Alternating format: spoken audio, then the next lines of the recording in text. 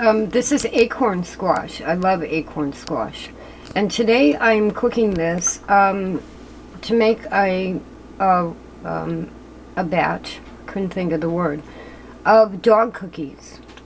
And it calls for a can of pumpkin, and I haven't gotten that from the store yet, so I'm using acorn squash.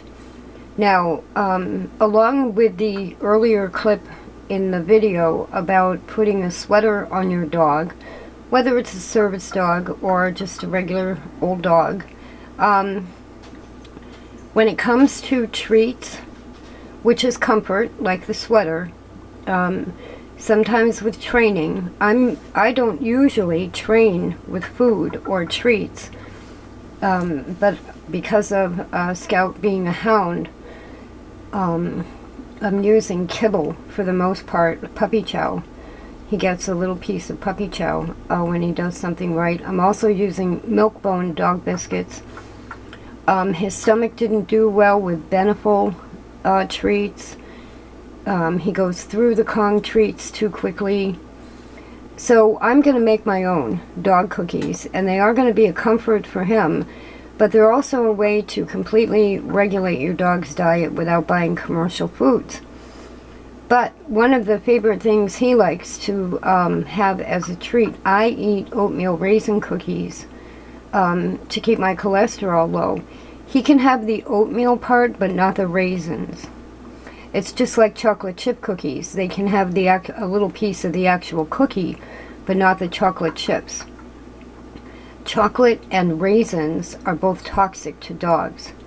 So my point is, before you give your dog a steak, which is what I did, and he got sick, I had the organic beef from my brother, and I gave Scout like 2 tiny bits, and he was throwing up.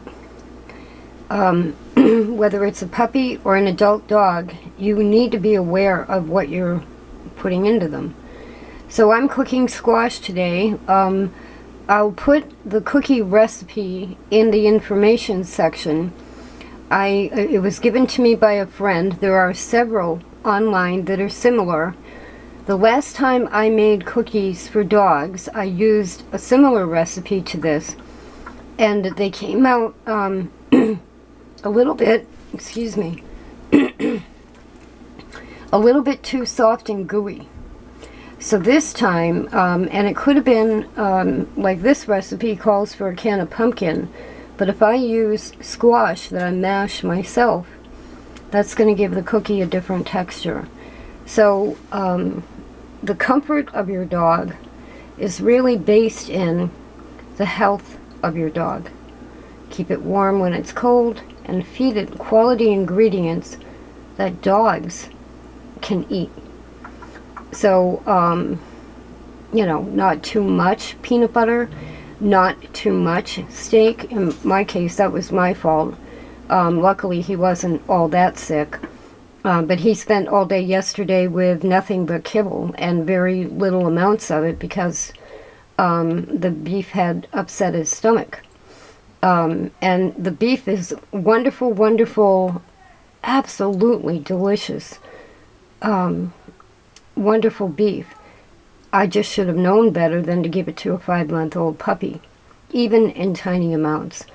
So when you're thinking of your dog and how much you love them and they're just so wonderful to have, and you want to give them something, make sure you check whether or not a food is toxic for them first, and with sweater or bedding materials, make sure they're not going to eat it or chew it or otherwise get exposed to anything from it.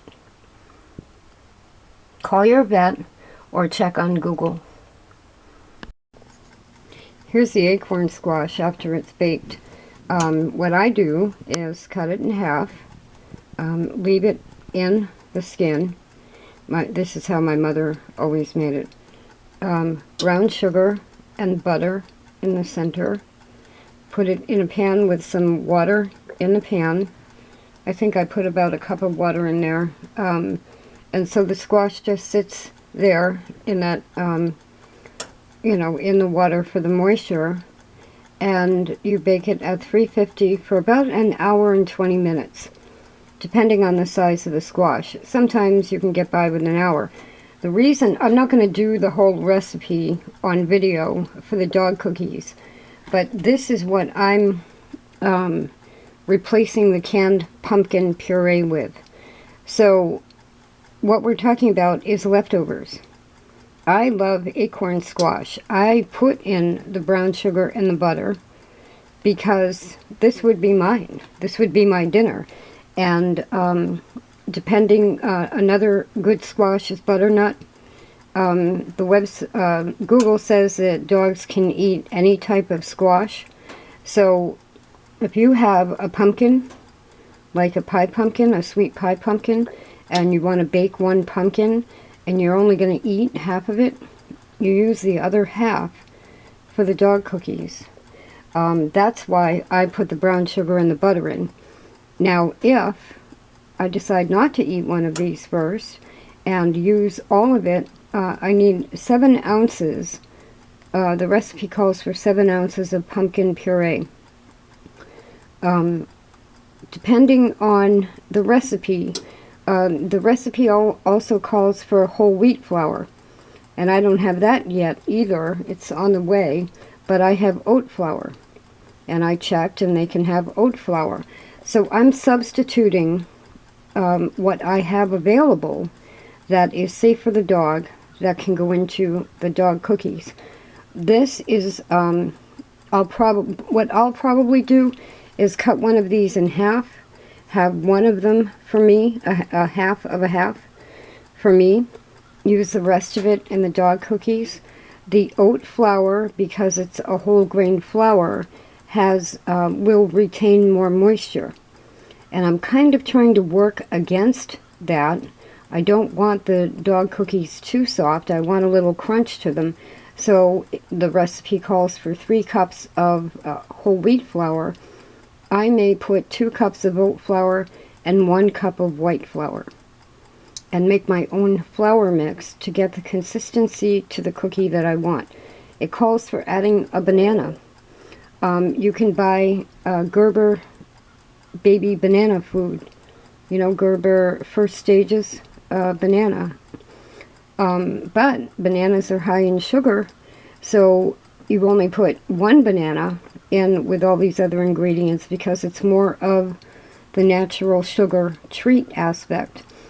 So let's say this one is for the dog. I will scoop out the brown sugar, and he'll have a little bit of the flavor in the cookie, but not the sugar and the butter. This one, I eat whatever I want, and then the leftovers go in there.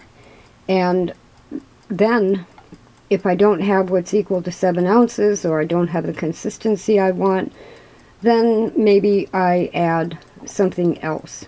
I wouldn't increase the peanut butter, and I might decrease the flour and make adjustments that way.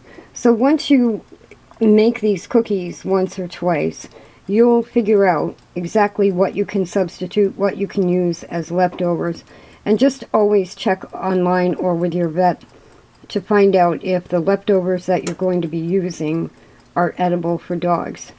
One thing I'm doing with Scout, and I had also done it with Cocoa Bean up until the very end, I don't let dogs beg at the table at all. If they get leftovers, they get it in their food dish after dinner, is kind of a rule. When Coco had her first surgery, she kind of needed me to hand feed her, and that just, you know, that bond was there anyway. But it didn't go on forever, and I just think it's important that dogs have their own dish, and that they can expect where their food is going to be, so that they're not scrounging around under the table all the time looking to see if anybody stopped by for lunch, you know. Let them have their own dish and know when they're going to get their leftovers. Now, I'm baking cookies, and if they come out correctly, I'll be using those as a replacement for the milk bone cookies. and the Kong things, and I'll be putting them in the Kong toys, knowing that I know exactly what's in the training tool I'm using. This is what my cookie dough for the dog looks like right now, and the recipe does call for flouring your hands before you form it. I have little dog bone-shaped cookie cutters, and I'll flour those. I only put 1 egg in because I used oat flour, which will retain moisture, and I thought the second egg would make it too moist. I put half a banana in instead of a full banana, and I was going to add some oatmeal, but oatmeal, even though it's good for dogs, it should be cooked.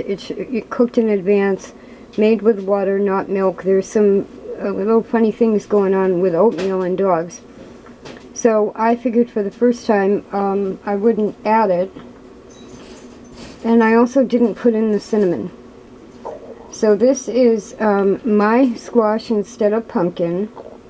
I did put 3 tablespoons of peanut butter, 1 egg, half a banana, no cinnamon, and 1 cup of white flour and 2 cups of oat flour. Now I need to flour my hands or the cookie cutter, place it on a cookie sheet, and bake at 350 for 30 minutes. And I'm hoping it'll have a little bit of crunch to it.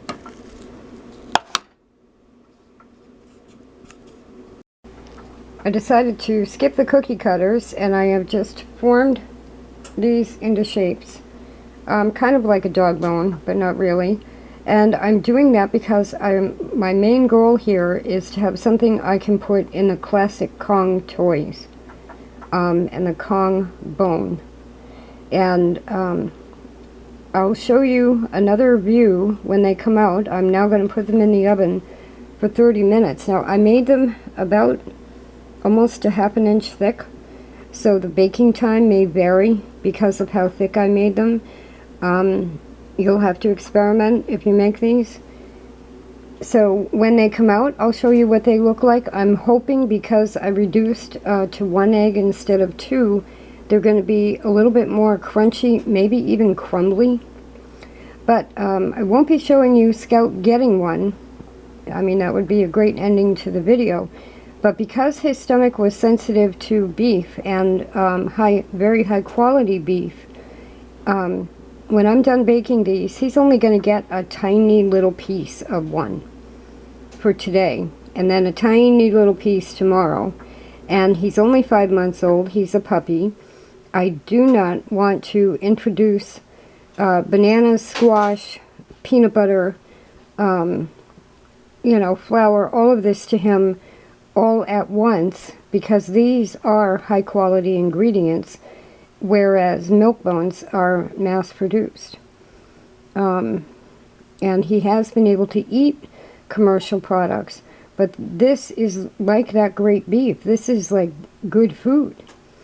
So maybe a shock to his system. So he's going to get a little piece, and we'll see how he does. See how they work for me in the Kong toy tools. So I'll show you what they look like when they're done. This is how they came out, and I think these are going to be perfect for my use. They've been in the oven, even at this thick. They've been in the oven for 30 minutes, and they're starting to brown on the top. So I don't think you want to go too far past that.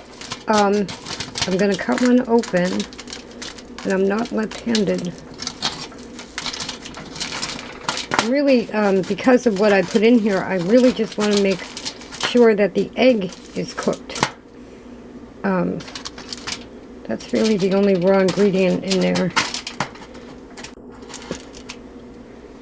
And I don't know if, I have no idea why the camera went dark like that.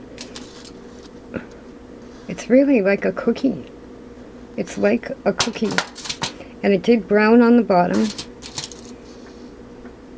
I think these are going to be perfect. Now, when I ordered pumpkin, because I ordered like 12 cans of it. That is going to add more moisture. So those are the things, if you use the original ingredients, those are the things that might change. These are also edible for people. Pumpkin or squash, peanut butter, eggs, cooked eggs, banana, cinnamon, and whole wheat flour are the ingredients on the original recipe. All edible for people. I had a lot of flour on my hands. I think these are going to be great. They're much firmer than the other recipe I had done. And I think as these cool, they're almost like a Toll House cookie on the inside. So that's what you get with this recipe. And as I said, I'll give Scout like that much. Not very much at all. And see how he does. And there are instances, when he was in the shelter, they were feeding him a dog food brand, I think it was called Diamond, that you can buy at Tractor Supply, or I guess Tractor Supply. In other words, the lowest grade dog food you can buy, and they were feeding him probably once a day. He was thin when he got here, too thin. And so now, this would be the exact opposite for him. Really good food, made with care. So there are 21 cookies on this cookie sheet. One thing about the squash, if you use real squash, or you cook it yourself, or pumpkin, or any in that family, make sure you remove the skin. Do not include the skin. And the recipe says parchment paper on your baking sheets. I used foil and vegetable spray so they wouldn't stick. Easy to make. I'm sure he's going to love them.